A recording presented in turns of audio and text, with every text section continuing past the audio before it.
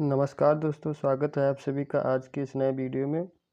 दोस्तों, आज हम करंट अफेयर और सामान्य ज्ञान के कुछ नए प्रश्नों का रिवीजन करेंगे। तो चलिए शुरू करते हैं।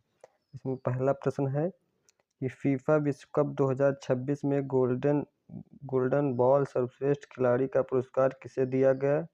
तो किसने प्रदान किया? तो वो रोड्री ने प्राप्त किया। अगला प्रश्न है, drug controller general of India DCGI द्वारा भारत के पहले डेंगू टीका के रूप में किस वैक्सीन को मंजूरी दी गई जो 6 से 60 वर्ष के लोगों के लिए है? तो ये क्यूडेंगा वैक्सीन को मंजूरी दी गई। अगला प्रश्न है कीर स्टारमर के बाद जुलाई 2026 में यूनाइटेड किंगडम के प्रधानमंत्री के रूप में किसे नियुक्त किया गया? तो एंड्रयू बर्नहैम को नियुक्त किया गया। अगला प्रश्न है कि जुलाई 2026 में दक्षिणी नौसेना कमान में बहुराष्ट्रीय समुद्री रक्षा प्रशिक्षण अभ्यास ऑपरेशन सदर्न रेडिनेस 2 से 3 किस भारतीय शहर में आयोजित किया गया है? तो ये कोच्चि में आयोजित किया गया है। अगला प्रश्न है, भारत हाल ही में विश्व व्यापार संगठन के किस समझौते में शामिल हुआ जो अवैध मछली पकड़ने और समुद्री स्टॉक के अत्यधिक दोहन के लिए सरकारी सहायता को प्रतिबंधित करता है? तो ये मत्स्य पालन सब्सिडी पर समझौता किया। अगला प्रश्न है कि किस राज्य सरकार ने घोषणा की कि 1 सितंबर 2026 के सभी स्तरों पर सरकारी कामकाज में बांग्ला भाषा का प्रयोग अनिवार्य होगा? तो ये पश्चिम बंगाल सरकार ने लागू किया। अगला प्रश्न है कि फीफा विश्व कप 2026 में सर्वाधिक गोल 10 गोल करने के लिए गोल्डन बूट का पुरस्कार किसने जीता? तो काइलियन एम्बाप्पे ने जीता। अगला प्रश्न है कि लोकमान्य तिलक राष्ट्रीय पुरस्कार 2026 के लिए किसे चुना गया? तो राष्ट्रीय सुरक्षा सलाहकार अजीत डोभाल को चुना गया। अगला प्रश्न है कि फीफा विश्व कप 2026 में गोल्डन ग्लव किसने जीता? तो गोल्डन ग्लव स्पेन के उनाई सिमोन ने जीता।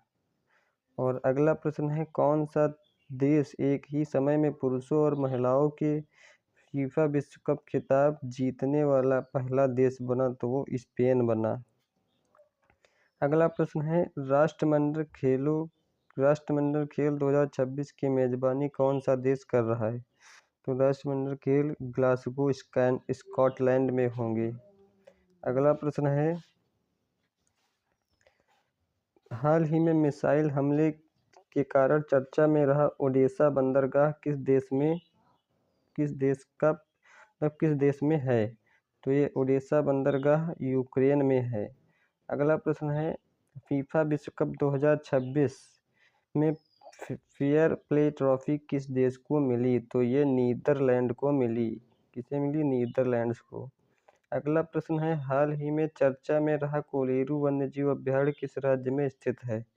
तो ये आंध्र प्रदेश में स्थित है कोलेरू वन्यजीव अभयारण्य। अगला प्रश्न है, केंद्रीय गृह मंत्री अमित शाह ने हाल ही में किस शहर में दुनिया के सबसे बड़े दही निर्माण संयंत्र का भूमि पूजन किया?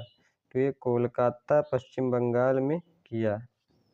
अगला प्रश्न है अवार्ड के स्टैटिक जीके के प्रश्न, जिसमें पहला प्रश्न है कि भारतीय संविधान के किस अनुच्छेद के तहत शांतिपूर्ण और बिना हथियारों के इकट्ठा होने का अधिकार सुनिश्चित किया गया है?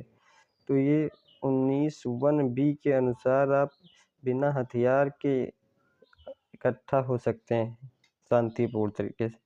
अगला प्रश्न है कि बाब अल मंडेब जलडमरू मध्य लाल सागर को किस जल निकाय से जोड़ता है? तो ये अदन की खाड़ी से जोड़ता है। और अगला प्रश्न